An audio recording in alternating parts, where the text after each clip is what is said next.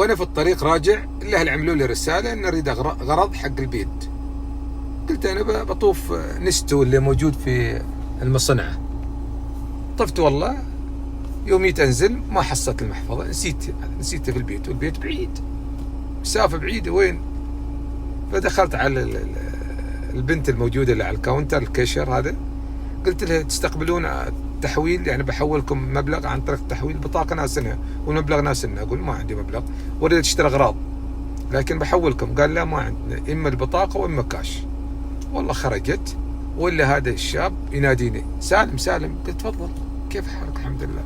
ما منطول السالفه. المهم قال لي روح اشتري اغراضك وانا بدفع اللي تريده. قلت له لا هالكلام ما يمشي.